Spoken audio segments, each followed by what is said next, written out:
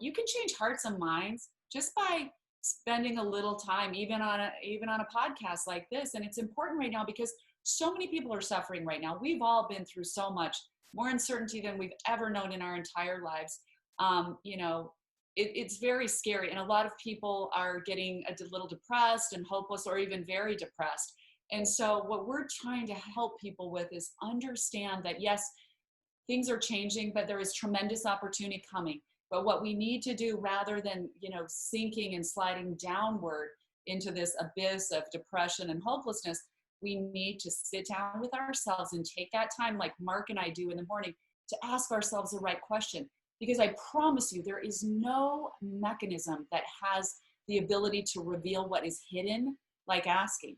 So you might not have any answers right now, but I guarantee you have a lot of questions. And if you just sit down with yourself and start asking the questions, suddenly you ask a question, a solution will come to you. You ask another question, you'll get an illumination about something. You ask another question, you start to solve a problem. And so just keep asking. Write down the answers, write down your questions and write down the answers, and write down the things that come to you. And then I just want to mention another thing here. Well, we have a section in the book called Prepare to be a Good Asker. And so there are a few things involved in that. Number one is belief. Okay, you need to believe that you will find your answer and that you deserve an answer, you know, because a lot of people feel undeserving, and we can talk about that a little bit more. But the next thing is action. You know, you can't just sit on this sofa and think that you're going to ask your questions and everything's just going to happen. When you start to get an idea, a solution starting to come, something pops into your mind when you start asking these questions, take an action, you know, and then take another action. Go call that person you thought of. Go get that book you thought of. You know, action, action, action. So as you're thinking of this, you've got to take, you know, put your asking journey into action. And then the last part is imagination, because your imagination is probably one of the greatest gifts God gave you, created you with. No other animal has the ability to imagine their lives. That's why all other animals' lives are pretty much programmed, you know, through instinct. They do what they do and it never changes. And that's why we get a little freaked out sometimes, because we're not programmed at all, which is really cool. That means our future is wide open to our creation. And we are the creators. You know, we were created in God's image. That's what that means. We are created like the creators. So we get to create, you know. So if you start to understand how powerful you are and use your imagination and go inside and just start asking yourself, what, you know, say it's about success or career, you know, what is my idea? How do I picture my ideal success? Okay. And picture it in complete form with all of the emotions you would feel, all of the things you're doing, and then start asking, you know, kind of engineering it backwards. Start asking yourself the question, how did I get here? Who am I talking to every day as this perfectly successful person? What activities am I doing? What's important to me? What am I doing that matters? All of these questions. And by, you know, using your imagination to create it, it's like setting up the architecture of your life. Oh man, there was so much in there. First of all, amen. I mean, she has a halo, doesn't she? I mean, I just can't even believe that, like, it's just, I love everything you just said. And it all ties into what I'm all about as well. And that's why I love how the world works, because people see things in slightly different ways. You guys are doing it through this. And I love, it's just very simple. Just ask, like, one, boom, right? And it does multiple things. It shines a spotlight on your life, and which is, again, kind of parallel into what I'm trying to help people with as well, which is like, how are you going to improve if you're going through life like this with a chick, like with blinders, just banging off to-dos, not stopping to step back and get that 10,000 foot view and say, okay, what's happening here? Am I happy? Well, where do I want to be? And what you just said about what is my ideal self, you know, asking that, I tie that, one of the things I have people do is write down their funeral list. Like literally, it sounds a little morbid, but I say, okay, let's flash forward. It's the end of it's the end of your life, and you're being eulogized. First of all, how many people are there? Second, and what kind of people are there? Second of all, in each of your 5 cores, what do you want said about you? And it's like, it ties into exactly what you just said. Like and then you work backwards. There's no better way to shine a big old spotlight and force you to be like, whoa, I'm either on the right path or I'm not. And then you start taking those actions. And to me, that's like literally the best way to decide, because everybody's always like, well, ask what? Yeah, okay, well, but then what? Then what do I do? Like, everybody's different. And what your funeral is going to look like might be slightly different than somebody else's. And it's going to evolve over time too, right?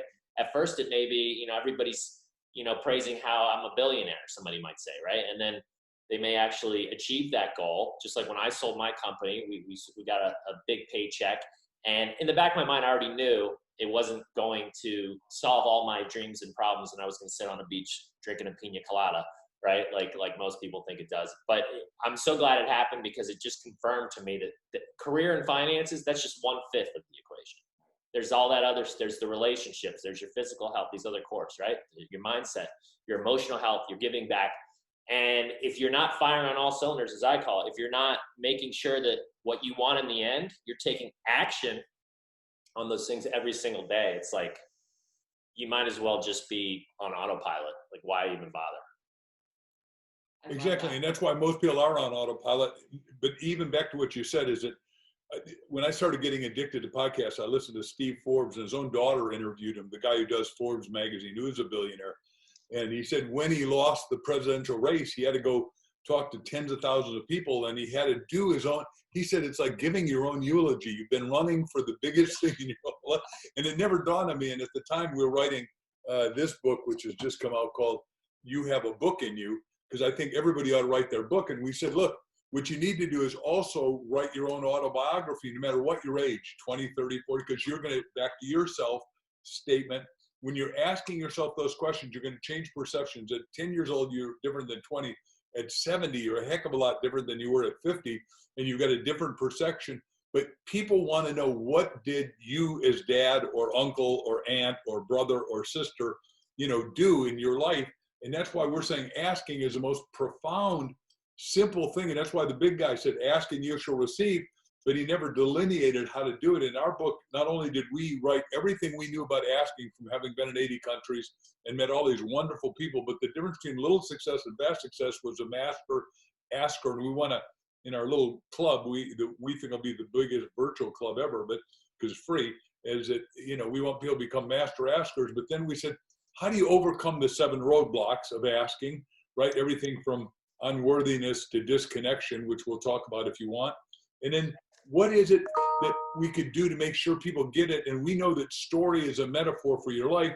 And so we interviewed 26 master askers. And the fun one, Rita Davenport, said, you got to get your ask in gear. That's good.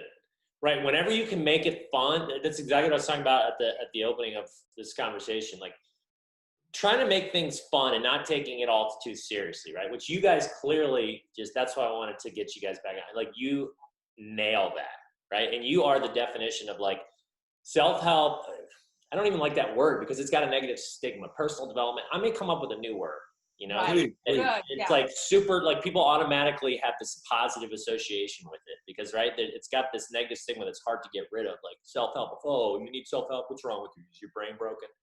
Right? But it's like, no, it's cool. It's fun. And not only do you start to see all this awesome stuff happening in your life, like you were saying earlier, Mark, the ripple effect, and you start to see it in other areas of life. You start to see it with other people around you. They start to reciprocate it back. And it's just like, that's when you're firing on all cylinders. And that's when things get really fun. And that's when you're like, oh yeah, that's what life's about.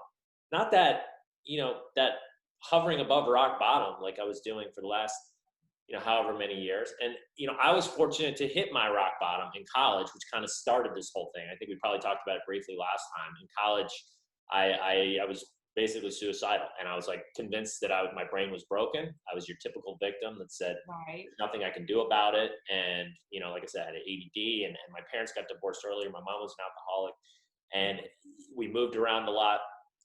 And, I never really fit in. And I was serendipitously introduced by this professor that I really admired in college, this book called How to Win Friends and Influence People, which I'm sure you may have heard of, by Mr. Dale Carnegie, which, by the way, if you read today, like literally like you could have thought it was written yesterday. And that's why it's so good, because it's universal principles, right? And it was just really, you know, that started this journey of me.